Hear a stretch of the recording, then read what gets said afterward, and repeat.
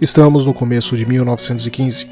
A Grande Guerra está sem movimentos de maior escala, com ambos os lados escolhendo ataques pontuais com força total que visam quebrar as barreiras defensivas dos inimigos. Porém, se por um lado a guerra está lenta, por outro o número de mortes cresce cada vez mais rápido conforme novas tecnologias vão sendo colocadas no campo de batalha. No vídeo de hoje, veremos a conclusão da Primeira Guerra Mundial vista de cima.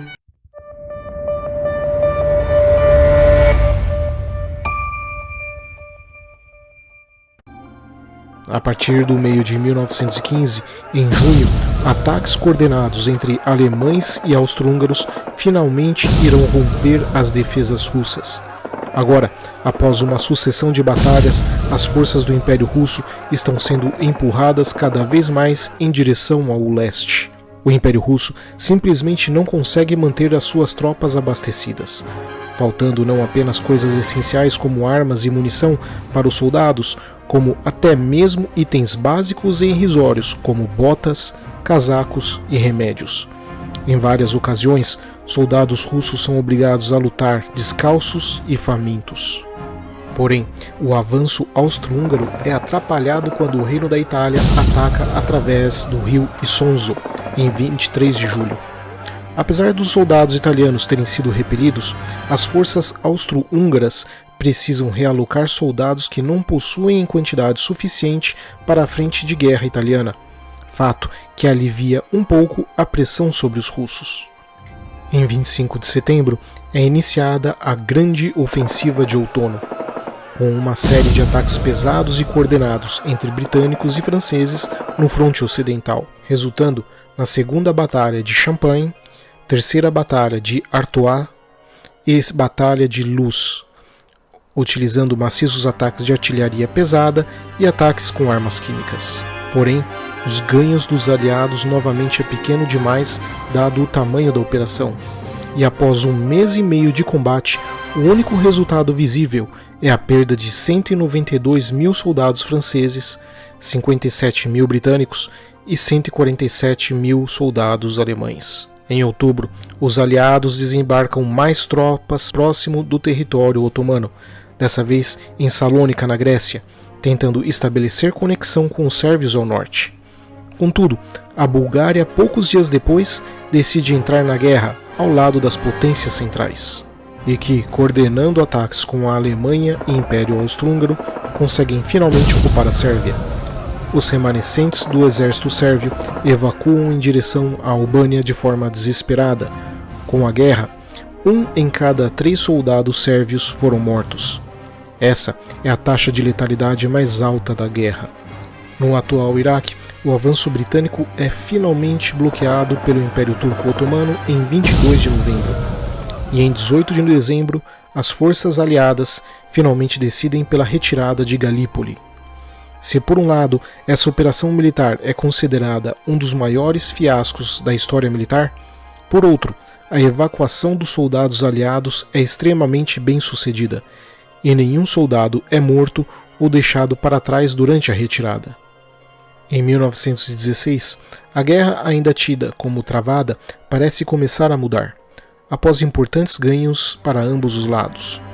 Nos Balcãs, o Império Austro-Húngaro invade Montenegro em 6 de janeiro, e no Cáucaso, o Império Russo consegue em 9 de janeiro dar início ao avanço sobre as tropas turco-otomanas, ocupando a cidade de Erzurum e em abril tomando a cidade portuária de Trebizonda. Já na África, os britânicos agora conseguem importantes vitórias em fevereiro, após as tropas da Alemanha, dos Camarões alemães, se renderem após 18 meses de cerco na Montanha Mora. Na França, tem início a Batalha de Verdun, em 21 de fevereiro, sendo essa talvez a batalha mais feroz da guerra, com divisões de infantaria sendo massacradas uma após a outra por meses. Em março, Portugal, até então neutro, entra no conflito, ao lado dos aliados. No mesmo mês, as forças do Império Russo lançam uma ofensiva sobre o Lago Narok, na atual Bielorrússia. A ideia é de que com isso a pressão alemã sobre a França diminua, em especial na parte da Batalha de Verdun, com os alemães tendo que retirar tropas da frente ocidental. Porém, ao invés disso, as tropas russas são massacradas, com 5 russos morrendo para cada soldado alemão morto. A operação é um desastre e não ajuda em nada na frente francesa. Em 29 de abril, as forças britânicas no Iraque se rendem ao Império Turco Otomano. Dos 9.000 soldados britânicos e indianos que irão se render, metade morrerá de fome nas prisões turcas nos meses seguintes.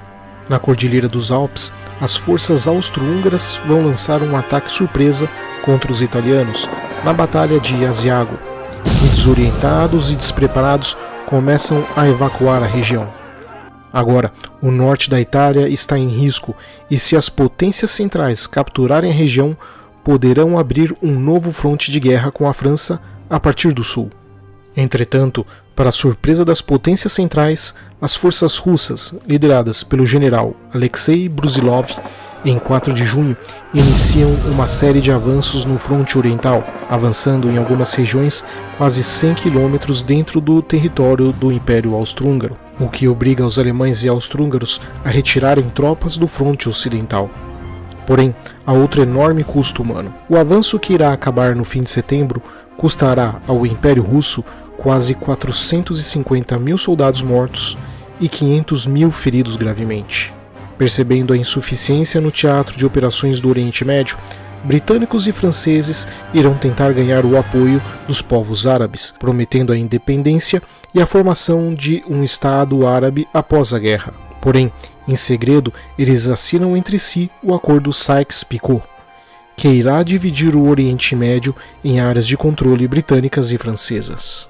Hussein ibn Ali surge como a liderança local na Península Arábica, tomando a cidade sagrada de Meca em 10 de junho. A vitória árabe é simbólica e devastadora para a moral turco-otomana, que mesmo antes da guerra já tinha dificuldades em manter controle sobre as regiões fora do platô da Anatólia, na atual Turquia. Sentindo o alívio da pressão alemã causada pelo avanço dos russos no fronte oriental, as forças britânicas e francesas iniciam então a Batalha de Somme em 1º de julho. A ideia de uma mega invasão aliada em larga escala, porém falha. Apesar das missões de artilharia e ataques aéreos, as forças aliadas são exterminadas. Onda de soldados após onda de soldados são dizimados conforme avançam sobre as metralhadoras alemãs. É um massacre. O Império Alemão já sabia do ataque por causa de 2 soldados ingleses traidores, que haviam revelado a operação semanas antes, dando tempo para os alemães se prepararem. Logo no primeiro dia, em menos de 8 horas, 60.000 soldados ingleses já haviam sido feridos ou mortos. Contudo, a batalha irá ainda durar pelo menos 5 meses. Em agosto, a Romênia, convencida pelos avanços russos, decide entrar na guerra. Após a declaração de guerra formal em 27 de agosto de 1916, os romenos atacam de surpresa as forças austro-húngaras através da Transilvânia, apenas para serem rechaçados e agora se veem em recuo constante, conforme forças búlgaras, alemãs e austro-húngaras avançam sobre a própria Romênia. No fim do mês, a Batalha de Verdun está terminada. Os aliados até conseguiram manter a cidade após meses de atritos intensos, porém ao custo de 143.000 soldados franceses e 163.000 soldados alemães mortos. Ao norte de Verdun, o impasse se mantém. Com isso, os britânicos inauguram a sua nova arma de guerra em setembro, o tanque de guerra, que promete atravessar as trincheiras alemãs. Porém, em sua inauguração, o tanque é outra frustração, pois em números pequenos e frequentemente quebrando, o sucesso é ínfimo. No fronte oriental, com o fim do avanço do general russo Brusilov, as forças austro-húngaras agora somam perdas que até hoje não são totalmente conhecidas, mas girando em torno de 1.400.000 mortos e feridos gravemente. Janeiro de 1917. Alemães sabem que no conflito de atrito não poderão se manter por muito mais tempo. O risco de ficarem sem recursos, tanto naturais como industriais e humanos, é muito alto. Precisando desesperadamente de aliados, o secretário de Relações Exteriores da Alemanha, Arthur Zimmermann, envia para o México um telegrama que é interceptado pelo Serviço Secreto Britânico. Nele, a Alemanha se propõe a ajudar o México a tomar o Texas, o Arizona e o Novo México, caso os Estados Unidos entrem na guerra ao lado dos aliados. Isto inflama mais ainda os ânimos dos Estados Unidos, que já vinham altos após terem vários navios mercantes afundados por submarinos alemães. No Oriente Médio, uma nova força expedicionária britânica ataca através do sul do atual Iraque, derrotando as forças turco-otomanas em fevereiro e ocupando Bagdá em 11 de março. Com a vitória, os britânicos tentam também atravessar pelo deserto do Sinai através do Egito, por 2 vezes, em março e em abril, mas acabam repelidos em ambas as vezes. Em março de 1917, o colapso da economia imperial russa, somada à falta de alimentos e desmoralização por entre tantos soldados feridos, mortos ou feitos prisioneiros, resulta na Revolução Russa. O czar Nicolau abdica do trono e um governo de transição se estabelece em Moscou. Porém, com o caos, centenas de milhares de soldados russos desertam da guerra. O fronte oriental está tecnicamente encerrado. E em abril, a pressão finalmente resulta nos Estados Unidos declarando guerra às potências centrais. Porém, com a falta de preparo norte-americano para operações em larga escala, ainda vai levar meses para que eles possam entrar de fato na guerra. Conforme a Grã-Bretanha se vê pressionada pelos submarinos alemães, os britânicos solicitam ao Império do Japão nova ajuda. Agora, para patrulhar e conduzir operações anti-submarinos nos mares ao redor da África do Sul e no Mar Mediterrâneo. Em troca, os britânicos apoiarão a posse japonesa sobre os territórios alemães na China e Pacífico Sul. Nos céus da Europa, as operações aéreas de ambos os lados irão se intensificar mais ainda em 1917, com novos modelos de aviões sendo implementados a cada poucos meses. Porém, nada supera a tecnologia alemã e a taxa de mortalidade para pilotos dos dois lados da guerra será enorme. Em geral, a expectativa de vida de um piloto da Primeira Guerra Mundial é de em torno de 3 semanas. Em julho, as forças árabes rebeldes, aconselhadas pelo então capitão inglês Thomas Edward Lawrence, conhecido também como Lawrence da Arábia, conseguem capturar a estratégica cidade de Aqaba. No fronte ocidental, as forças francesas, que vinham sendo comandadas por Robert Nivelle, estavam a várias batalhas adotando estratégias de ataque diretos sobre as posições alemãs. Para o general, apesar de morrerem muito mais franceses e ingleses nas operações militares diretas do que soldados alemães, a tática irá eventualmente levar ao colapso alemão por falta de soldados alemães. Esse método irá desencadear uma série de revoltas por entre as tropas francesas, que cada vez mais irão se amotinar, recusando cumprir ordens em missões suicidas. Com isso, Nivelle é substituído pelo general Philippe Pétain, que promete cessar esse tipo de operação suicida. A última operação russa se dá em julho, quando o governo provisório ordena um ataque em Galícia, na área das montanhas dos Carpatos. Porém, o ataque não apenas é desastroso, como até mesmo facilita o contra-ataque alemão e austro-húngaro, que avançam quase sem qualquer resistência através do leste europeu. Em 2 de julho, a Grécia entra na guerra ao lado dos aliados, após o rei Constantino, que era a favor da neutralidade, abdicar do trono. Assim, se segue em 22 o reino de Sião, atual Tailândia, a Libéria, em 4 de agosto, a China, em 14 de agosto, e o Brasil, em 26 de outubro.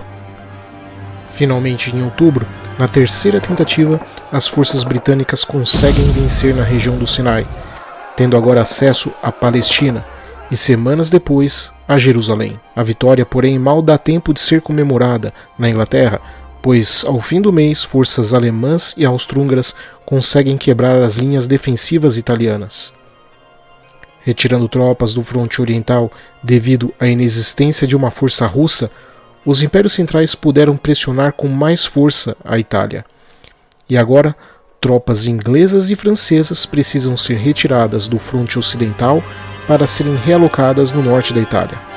A situação é desesperadora também para os aliados. Ao fim de 1917, A Finlândia declara a independência da Rússia e a Romênia, à beira do colapso, assina armistício com as potências centrais, com a Rússia em 15 de dezembro fazendo o mesmo, sob o governo comunista de Vladimir Lenin. O fronte oriental agora formalmente deixa de existir e os recursos das potências centrais poderão ser realocadas para o fronte ocidental.